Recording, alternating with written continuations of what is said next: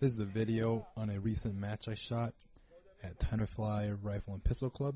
It was a knockdown steel match. This was my first knockdown steel match. Usually I don't narrate over my shooting videos, but I thought I would do it this time around just to give it a shot and see what people think. Only because there might be people who watch competition videos, shooting videos, and they may be wondering exactly what's going on other than just a gun going off. So I figured I'd kind of explain how it works in case people want to try their hand at it or were just curious. Basically, knockdown steel is a bunch of steel targets, and the goal is to knock them down as quickly as you can.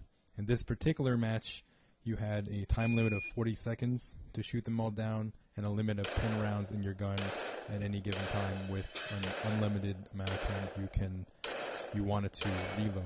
You could reload from the table or a mag pouch. I decided to do it from a mag pouch just to get used to it.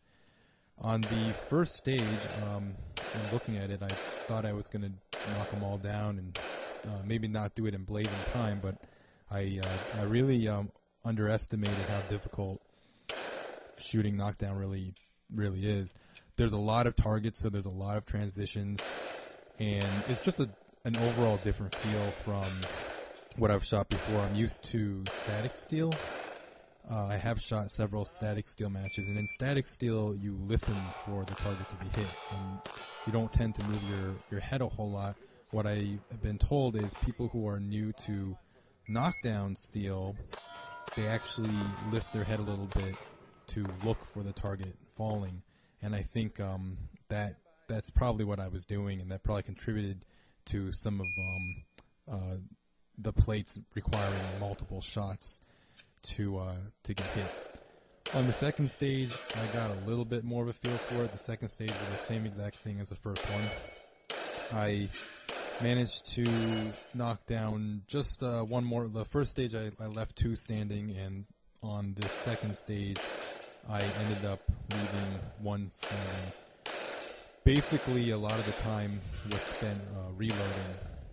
I'm not a very fast reloader, so every time I had to do that, it would burn about 2-3 seconds off the clock. So that's what slowed me down a lot. You can take as many shots as you want on the plate, but the thing is, if you end up using 5-6 shots on one plate like I did, you're basically gonna have to spend more time reloading to make sure you have enough rounds to finish the course. On the third course, the stage was moved up to 7 yards. The first two were shot at 10, and there was less targets, so it made things just a little bit easier. I was able to finish the course. I was able to get a little bit better feel for transitioning from target to target just because it was closer. I didn't finish in as fast a time as I wanted to on the last plate here. As you can see, unfortunately I missed, had to go for an extra reload, and that kind of hurt my time. Not that it was super fast anyway, but overall it was a very, very fun experience. I found that knockdown steel is really a discipline in and of itself. So anybody who's looking to give it a shot, I highly recommend it. It's a lot of fun, really, really challenging. So if you have any questions or comments, let me know, and thanks for watching.